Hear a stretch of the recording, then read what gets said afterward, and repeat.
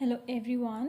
आज के इस वीडियो में हम क्लोज्ड स्फीयर और क्लोज्ड सेट के बारे में डिस्कस करेंगे एंड इससे रिलेटेड कुछ थ्योरम्स देखेंगे। तो स्टार्ट करते हैं पहले डेफिनेशन से।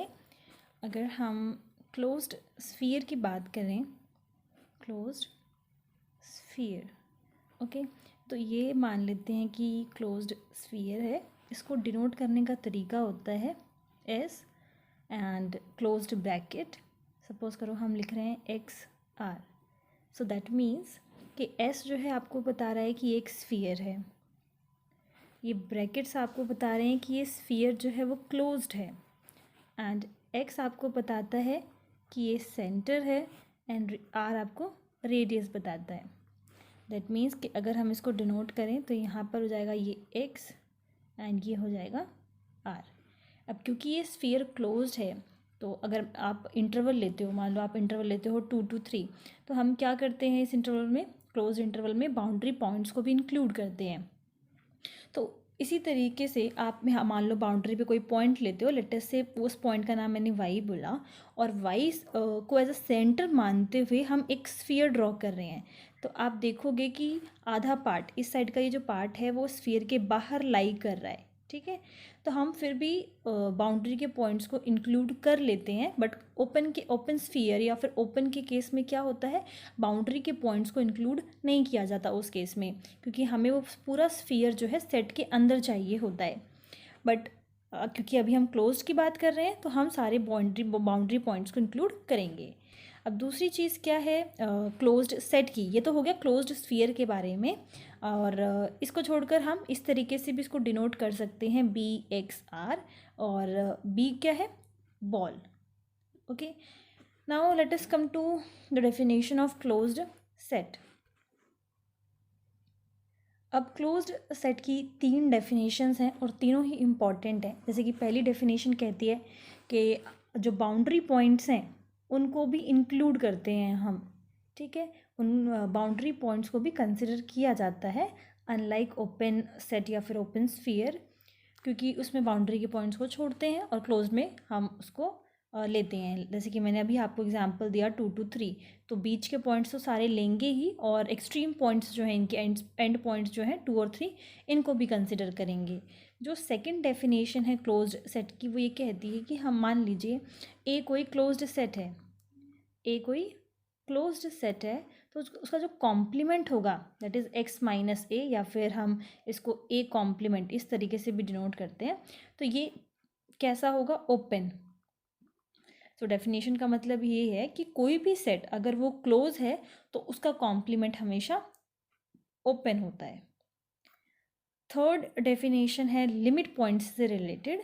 अगर कोई भी सेट, लेट अस से कि ए सेट जो है वो क्लोज्ड है, दैट मीन्स कि ए के जितने भी लिमिट पॉइंट्स होंगे वो सारे लिमिट पॉइंट्स उस सेट के अंदर होंगे। Every limit point of set A will be in set if the set is closed. अगर सेट क्लोज है तो सारे लिमिट पॉइंट उसके अंदर होंगे। जैसे कि आप मान लीजिए ये कोई सेट ए है और हम कहते हैं कि एक्स वाई और जेड, ये 3 लिमिट पॉइंट्स हैं जो हमारे इस सेट में हैं। तो सारे जितने भी ए के लिमिट पॉइंट हैं वो सारे के सारे इसी सेट के अंदर होने चाहिए। अब बाय डेफिनेशन वैसे हमें पता है कि जो लिमिट पॉइंट होते हैं किसी भी सेट की अगर हम बात करें, अगर हम लिमिट पॉइंट लेते हैं तो ज़रूरी नहीं होता कि लिमिट पॉइंट सेट के अंदर हो, वो सेट के बाहर भी हो सकते हैं। पर अगर सेट क्लोज्ड है तो वो सेट के अंदर ही होंगी, ठीक है। तो ये 3 डेफिनेशंस हैं जिनका हम थ्योरम्स में यूज़ करते हैं। स्टार्ट करते हैं फर्स्ट थ्योरम से, जो कि कहती है कि जितनी भी क्लोज्ड स्फीयर हैं मैट्रिक्स स्पेस में, क्लोज्ड स्फीयर इन मैट्रिक्स स्पेस एक्स टी, वो कैसे होते हैं, क्लोज्ड सेट। लास्ट वीडियो में जब मैंने ओपन स्फीयर और ओपन सेट के सेट से रिलेटेड जो है थ्योरम्स और डेफिनेशन डिस्कस की थी, तो उसमें हमने ऐसी ही एक सिमिलर थ्योरम देखी थी जिसमें हमने प्रूव किया था कि जितने भी ओपन स्फीयर होते हैं वो ओपन सेट होते हैं। उसी तरीके से हमारे पास अब एक थ्योरम है कि जितने भी क्लोज्ड स्फीयर होते हैं मैट्रिक्स स्पेस में वो सारे कैसे होते हैं, क्लोज्ड सेट। तो हम क्या लेकर चल रहे हैं, एक हमें क्लोज्ड स्फीयर लेकर चलना होगा, और इस स्फीयर का नाम हमने दे दिया एस एक्स नॉट आर। अब इसी स्फीयर को हम प्रूव कर देंगे कि ये क्या है, क्लोज्ड सेट है। और बाय डेफिनेशन हम कैसे लिख सकते हैं, ये एस एक्स नॉट आर है तो ये एक्स नॉट हो गया और ये आर हो गया। अब हमें पता है कि हम कोई भी पॉइंट अगर मान लो इस स्फीयर में से लेते हैं तो किस तरीके से डिफाइन करेंगे कि इस क्लोज्ड स्फीयर में एक्स टाइप के एलिमेंट्स आएंगे जिसका डिस्टेंस, जिस पॉइंट का डिस्टेंस सेंटर से हमेशा रेडियस से कम होगा या फिर रेडियस के बराबर भी हो सकता है, क्योंकि क्लोज्ड स्फीयर में हम बाउंड्री के पॉइंट्स को भी इंक्लूड करते हैं। दैट मीन्स कि ये पॉइंट एक्स जो है वो अंदर भी हो सकता है और ऑन द बाउंड्री भी हो सकता है। अगर ऑन द बाउंड्री होगा तो वो रेडियस के बराबर आ जाएगा, अगर वो inside the circle, inside the sphere होगा तो उसका जो डिस्टेंस है सेंटर से वो आर से कम होगा। तो ये हम बाय डेफिनेशन डिफाइन कर सकते हैं। अब क्योंकि इस स्फीयर को जो हम लेकर चले हैं क्लोज्ड स्फीयर, उसको हमें क्लोज्ड सेट प्रूफ करना है, तो हम क्या प्रूफ कर दें कि ये जो एस एक्स नॉट आर है इस क्लोज्ड स्फीयर का कॉम्प्लीमेंट कैसा हो, ओपन। अभी हमने डेफिनेशन देखा कि अगर कोई भी सेट क्लोज है तो उसका कॉम्प्लीमेंट हमेशा ओपन होता है। तो इसमें रिक्वायर्ड टू प्रूव हम क्या कर सकते हैं, अगर मुझे ये जो स्फीयर था हमारे पास एस एक्स नॉट आर जो स्फीयर था जिसे हमें क्लोज्ड सेट प्रूफ करना है, तो हम ये प्रूफ कर रहे हैं कि इसका जो कॉम्प्लीमेंट है वो कैसा हो, ओपन। अगर ओपन हो जाता है तो ऑटोमेटिकली जो क्लोज्ड स्फीयर है, जो स्फीयर हम लेकर चल रहे हैं वो सॉरी जो क्लोज्ड स्फीयर है वो एक क्लोज्ड सेट कहलाएगा। तो ये चीज़ ओके है कि इसका कॉम्प्लीमेंट कैसा होना चाहिए, ओपन। सो अब हम क्या कर रहे हैं कि कुछ इस तरीके से, ये हमारा मैट्रिक्स स्पेस एक्स है और ये हमारा वो एक्स नॉट आर जो स्फीयर हम लेकर चल रहे हैं, तो आप इस तरीके से समझ सकते हैं। ये हो गया आपका एस एक्स नॉट आर। अब देखिए हमें इसे ओपन प्रूफ करना है, तो सबसे पहला केस हम ये मानकर चल रहे हैं कि जो ये क्लोज्ड स्फीयर का जो कॉम्प्लीमेंट है हो सकता है कि वो फाई के बराबर हो, दैट मीन्स कि वो एम्प्टी हो। और अगर ये फाई के बराबर होता है सो वी नो दैट कि फाई कैसा है, ओपन। सो ये ऑटोमेटिकली प्रूफ हो गया, हमें अब आगे प्रूफ करने की कोई ज़रूरत है ही नहीं क्योंकि हम कॉम्प्लीमेंट को ओपन ही प्रूफ करना चाहते थे। सेकेंड केस ये है कि हो सकता है ये क्लोज्ड स्फीयर का कॉम्प्लीमेंट फाई के बराबर ना हो। अगर फाई के बराबर नहीं है दैट मीन्स कि वो खाली नहीं है वो सेट। अगर खाली नहीं है वो सेट तो उससे एक एलिमेंट इस स्फीयर से लिया जा सकता है, x belongs to this complement. और अब आप किसी कॉम्प्लीमेंट से कोई एलिमेंट लेते हो तो हमें पता है कि वो एलिमेंट x कभी भी फिर उसके स्फीयर में बिलोंग, इस स्फीयर में बिलोंग नहीं करेगा। क्यों नहीं बिलोंग करेगा, क्योंकि कॉम्प्लीमेंट वाले एरिया में बिलोंग कर रहा है तो स्फीयर में बिलोंग नहीं करेगा। अगर स्फीयर में बिलोंग नहीं करता दैट मीन्स कि जो डिस्टेंस है इस पॉइंट का एक्स नॉट से वो हमेशा आर से स्ट्रिक्टली बड़ा होगा। बड़ा क्यों होगा, क्योंकि आप जानते हो ये अगर मैंने स्फीयर लिया है और क्लोज्ड की हम बात कर रहे हैं तो डिस्टेंस अगर वो बिलोंग नहीं कर रहा है उसके अंदर या फिर बाउंड्री पॉइंट्स में, दैट मीन्स कि वो पॉइंट क्या है, कहाँ है, बाहर है। ये जो एक्स पॉइंट है इसका मतलब वो इस सेट में अगर नहीं है तो इस सेट के बाहर है। अगर बाहर है तो रेडियस से तो वो बड़ा ही होगा। तो ये बाय डेफिनेशन हमारे पास आ गया, जो डिस्टेंस है वो एक्स और एक्स नॉट का वो आर से बड़ा है। अब इस आर को हम इधर शिफ्ट कर रहे हैं right hand side, sorry left hand side पे, तो ये आ गया distance between X X naught minus R. ये किससे ग्रेटर हो जाएगा, ग्रेटर देन ज़ीरो। और इसको हमने, इस वैल्यू को हमने R1 मान लिया, R1 minus sorry R1 is equals to distance between X X naught minus R. ठीक है, इसको हम लेट अस से इक्वेशन नंबर 1 हो गया। अब देखिए मैंने जब ओपन के बारे में डिस्कस किया था तो मैंने आपको एक बात बताई थी कि जब भी आपको कोई भी चीज़, कोई भी सेट को ओपन दिखाना है तो हम क्या करते हैं, अगर आपको लेट अस से कि ए है, इस ए को आपको प्रूफ करना है कि ये ओपन है, तो हमेशा हमें यही काम करना है। सेम काम हम हर थ्योरम में करेंगे कि आप एक स्फीयर दिखा दो, आप एक स्फीयर दिखा दो कि वो उस ए के अंदर कंटेन है। जैसे आप ये चीज़ दिखाओगे कि तो ए क्या ओपन कहलाएगा। ठीक है, अब इसी कॉन्सेप्ट को अगर हम इसमें देखें तो हमें एस एक्स नॉट आर के कॉम्प्लीमेंट को ओपन दिखाना है। दैट मीन्स कि मैं अगर एक स्फीयर R1 ले लेते हैं क्योंकि R ऑलरेडी यहाँ यूज़ कर लिया है। तो अगर एक ऐसा स्फीयर मैं दिखा दूँ, वो इसके अंदर कंटेन है इसके कॉम्प्लीमेंट में, तो ये क्या कहलाएगा? ओपन। फिर से इस चीज़ को मैं रिपीट कर रही हूँ, अगर हमें किसी भी सेट को ओपन दिखाना होता है तो हम दिखा देते हैं कि उसके अंदर एक स्फीयर है, एक स्फीयर उस सेट के अंदर कंटेन है। क्योंकि अगर पूरा स्फीयर जो है सेट के अंदर कंटेन है, दैट मीन्स कि वो ओपन है। ये हमने देखा था लास्ट वीडियो में, इस कॉन्सेप्ट को हमने समझा था। तो इसी सेम चीज़ को अगर हम इस थ्योरम में अप्लाई करना चाहें तो हमें इसमें दिखाना है कि इसका कॉम्प्लीमेंट कैसा है, वो ओपन है। तो कॉम्प्लीमेंट में दिखा देते हैं ना कि एक स्फीयर है जो उसके अंदर है। तो यही सेम काम कर रहे हैं हम। अब आ जाते हैं और एक और इम्पॉर्टेंट चीज़, इसको मैं आपको समझा देती हूँ, फिर हम थ्योरम को कंटिन्यू करेंगे। जैसे मान लीजिए आपके पास दो सेट है, एक है ए और एक है बी, और आप ये शो करना चाहते हो कि दोनों सेट आपस में इक्वल हैं। तो हम क्या करते हैं, पहले ये दिखा देते हैं कि ए जो है वो बी के अंदर कंटेन है, बी जो है वो ए के अंदर कंटेन है, और by equation number A equation number B हम कह देते हैं कि दोनों बराबर है। इसका क्या मतलब होता है, अगर पहली इसको देखें, इक्वेशन नंबर ए को देखें, तो इसके अकॉर्डिंगली बी जो है वो बड़ा है, क्योंकि ए बी के अंदर कंटेन है तो बी बड़ा है। बी जो है वो ए के अंदर कंटेन है तो इक्वेशन नंबर बी के अकॉर्डिंगली ए बड़ा है। तो ये तो पॉसिबल ही नहीं है कि एक केस में आप एक सेट को बड़ा बोल रहे हो, दूसरे केस में आप दूसरे सेट को बड़ा बोल रहे हो। तो हम क्या कह देते हैं कि ना ये आपस में एक दूसरे से बड़े नहीं है, एक्चुअल में ये आपस में एक दूसरे के इक्वल हैं। तो ये हम कॉन्सेप्ट प्रूव कर, मतलब अगर किसी दो सेट को प्रूव करना है कि वो इक्वल है तो इस चीज़ को हम प्रूव करते हैं। अब ये प्रूफ करने के लिए कि ए बी के अंदर कंटेन है, हम क्या करते हैं, यहाँ से मतलब लेफ्ट हैंड साइड से एक एलिमेंट लेकर चलते हैं। मान लीजिए हमने ले लिया एक्स एक एलिमेंट ले लिया ए से, और बाद में हम ये प्रूफ कर देते हैं कि एक्स जो है वो बी का एलिमेंट है।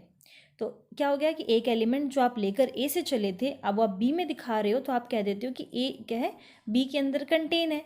सिमिलरली अगर बी को ए के अंदर कंटेन दिखाना है तो हम क्या करते हैं, एक एलिमेंट एक्स लेके चलते हैं जो बी का होता है, और बाद में ये दिखा देते हैं कि वो ए का एलिमेंट है। तो था वो एक्स बी का एलिमेंट, अब ए का भी है, तो बी जो है वो ए के अंदर कंटेन हो गया। तो ये हम इस तरीके से कंटेन वाला जो कॉन्सेप्ट है, इस तरीके से हम लेकर चलते हैं। दूसरी इंपॉर्टेंट बात, अब आप सोचोगे कि हम तो सिर्फ एक ही एलिमेंट की बात कर रहे हैं, एक एलिमेंट को लेके चलने से हम दूसरे में दिखा पा रहे हैं कि वो कंटेन हो गया, तो सारा सेट कैसे बोल सकते हैं कंटेन? मैं फिर से क्वेश्चन रिपीट कर रही हूँ कि हम सिर्फ एक ही एलिमेंट लेकर चल रहे हैं। आपने देखा कि मैंने सिर्फ एक ही एलिमेंट एक्स लिया है, और एक एलिमेंट को दिखाने से हम ये कैसे कह सकते हैं कि पूरा सेट ही कंटेन हो गया? केस ऐसा भी तो हो सकता है, मान लीजिए ये ए है, ये बी है, और ये जो एक्स एलिमेंट है मान लीजिए वो कॉमन साइड से लिया गया है, तो ऑफकोर्स सी बात है दोनों में कंटेन होगा। पर आप देख सकते हैं कि ये दोनों सेट आपस में एक दूसरे के अंदर कंटेन नहीं है, इनका इंटरसेक्शन पार्ट है कुछ ना कुछ, बट कंटेन नहीं है। तो हो सकता है ये केस ऐसा भी तो हो, बट एक्चुअली में होता क्या है कि ये जो एक्स है ना, वो हम एक तरीके से आर्बिट्रेरी एलिमेंट की बात कर रहे होते हैं। ये सिर्फ एक ही एलिमेंट को नहीं दिखाते हैं हम एक तरीके से सारे एलिमेंट्स की बात कर रहे होते हैं कि ए से लेकर चले हैं और वो बी में दिखा दिया। ठीक है, तो इस चीज़ को आप थोड़ा क्लियर रखिए, इस कॉन्सेप्ट को, कि सिर्फ एक एलिमेंट की बात नहीं की जाती। ये एक्स जो है वो सारे एलिमेंट्स को रिप्रेजेंट कर रहा है जो ए का है, और हमने ये दिखा दिया कि वो सारे एलिमेंट ए के बी के अंदर भी हैं। ठीक है, नाउ इसी सेम चीज़ को प्रोसीड करते हुए, क्योंकि हमने अभी बोला कि अगर मैं एक स्फीयर इसके अंदर दिखा दूं जो इसके अंदर कंटेन है, तो आप इसी तरीके का तो कॉन्सेप्ट है ना, ये ए इज कंटेन्ड इन बी दिखाना है आपको। और हमने अभी देखा कि अगर ऐसा होता है तो आपको क्या करना है, एक एलिमेंट यहाँ से लेकर चलेंगे, लेटस से हम वाई ले रहे हैं, एक एलिमेंट हम यहाँ से लेकर चलेंगे और इसमें दिखा देंगे। ठीक है, हमें क्योंकि इक्वल तो प्रूफ करना नहीं है, हमें सिर्फ कंटेंट दिखाना है, तो सिर्फ एक ही कंडीशन दिखाने की ज़रूरत है। तो हम ले लेते हैं वाई इस वाले स्फीयर से, Y belongs to SX_R1। Okay, now मुझे दिखाना है कि ये y जो एलिमेंट है वो कहाँ पे बिलोंग करे, SX_R के कॉम्प्लीमेंट में बिलोंग करे, ये मुझे दिखाना है। अब क्योंकि y जो है इस स्फीयर के अंदर बिलोंग करता है, दैट मीन्स कि जो डिस्टेंस होगा y x सेंटर के साथ जो डिस्टेंस होगा वो किससे कम होगा, R1 से, क्योंकि उसके अंदर कंटेन्ड है। इसको हम इक्वेशन नंबर 2 दे देते हैं। नाउ अब आप देखिए M4 जो पॉइंट था हमारा मेट्रिक स्पेस का, दैट इज़ कि जो डिस्टेंस, मान लीजिए मैं x और x0 के बीच का डिस्टेंस निकालना चाहती हूँ, तो मैं किसी एक पॉइंट से उसको ब्रेक कर सकती हूँ। इनइक्वालिटी आ जाएगी y and distance between y x0। Okay, इस तरीके से लिखा जा सकता है। अब इस डिस्टेंस मतलब कि मैं इस वाले पॉइंट को, जो ये वाला पॉइंट है, इसको इसी साइड रख रही हूँ और इसको शिफ्ट कर दे रही हूँ, तो यहाँ पर आ जाएगा distance between x0 is greater than, sorry minus हो जाएगा, minus distance between x and y less than is equals to distance between y and x0। अब देखिए अभी जस्ट हमने अब जो है डिस्टेंस बिटवीन वाई एक्स का निकाला था। ये अगर मैं दोनों तरफ मल्टीप्लाई -1 कर दूँ, ठीक है, इक्वेशन नंबर सेकंड में हम दोनों तरफ क्या कर रहे हैं, माइनस मल्टीप्लाई कर रहे हैं, तो कैसे हो जाएगा यही इक्वेशन, क्या कैसे हो जाएगी, minus distance between Y and X, sign जो है वो चेंज हो जाएगा, ये आ जाएगा सिंपली R1। ओके, तो आप देख सकते हो यहाँ पर माइनस का distance between X and Y है, तो इसको कैसे लिख सकते हैं, यहाँ पर ये चेंज हो जाएगा, दिस विल बी R1। यहाँ पे हम माइनस का R1 लिख देंगे, less than is equals to distance between Y and X, और ये एज इट इज़। कन्फ्यूजन ना हो तो एक सेकेंड, मैं इस इक्वेशन को कैसे लिख सकती हूँ, distance between y x0 is greater than is equals to distance between x x0 minus का डिस्टेंस बिटवीन x और y। बस इसी इक्वेशन को, इसको मैंने राइट हैंड साइड पे लिखा है, इसको लेफ्ट हैंड साइड पे लिखा है और इसको राइट हैंड साइड पे, वही सेम इक्वेशन है। अब हम इसको इंटरचेंज कर रहे हैं, इसकी जगह पर लिख रहे हैं R1, साइन तो वही रहेगा, इसको सेम रखा, सॉरी स्ट्रिक्टली लेस देन है ना, देख सकते हैं आप, ये स्ट्रिक्टली लेस देन है, इसलिए इज इक्वल्स टू का साइन हटा दिया है, और x0 माइनस R1, इसकी जगह पे माइनस को इंक्लूड करते हुए यहाँ पर ये आ गया है। नाउ अभी हमने इक्वेशन नंबर 1 पे चलते हैं। R1 की वैल्यू हमने ये रखी थी, है ना, और यहाँ से हम क्या कर सकते हैं, distance between x and x0, इसको इधर भेजोगे माइनस का R1 हो गया, इसको लेफ्ट हैंड साइड पे भेजोगे इज इक्वल्स टू R हो गया, तो इसकी जगह पर हम क्या रख सकते हैं, वैल्यू R। तो यहाँ पर ये था, इसकी जगह पर आ गया R। Now distance between y and x0, y और x0 के बीच का जो डिस्टेंस है वो R से बड़ा है, मतलब कि जो स्फीयर, ये जो पॉइंट है वो क्या हो गया, स्फीयर के बाहर लाई कर गया। So y do not belongs to sphere x0 R। x0 ये रहा आपका सेंटर, R ये रहा आपका रेडियस। अगर दोनों के बीच का जो डिस्टेंस है कुछ इस तरीके से, ये आपका x0, ये R, y जो है वो बाहर लाई करेगा, तभी तो x और y और x0 के बीच का डिस्टेंस जो है वो बड़ा हो जाएगा रेडियस से। तो y जो है पॉइंट बिलोंग नहीं कर रहा ना इस स्फीयर में, अगर इस स्फीयर में बिलोंग नहीं कर रहा, दैट मीन्स कि y कहाँ बिलोंग करेगा, y इसके कॉम्प्लीमेंट में बिलोंग करेगा, y इसके कॉम्प्लीमेंट में बिलोंग करेगा, और यही हम प्रूफ करना चाहते थे। देखिए यहाँ पर लिखा है ना, लेकर ये y जो एलिमेंट है हमने इसे कॉम्प्लीमेंट में दिखा दिया, और लेकर हम कहाँ से चल रहे थे, ये पॉइंट हम इस स्फीयर से लेकर चल रहे थे, अब वो पॉइंट इधर आ गया, दैट मीन्स कि क्या ये जो x R1 है वो कंटेन हो गया किसके अंदर, x0 R के कॉम्प्लीमेंट के अंदर कंटेन हो गया। क्यों, क्योंकि हमने क्या किया, यहाँ इसका एक एलिमेंट लेकर चले थे y, और वो ये y एलिमेंट हमने इसमें भी दिखा दिया, तो ये जो है कंटेन हो गया। अगेन y जो है वो रिप्रेजेंट करता है उसके सारे एलिमेंट्स को।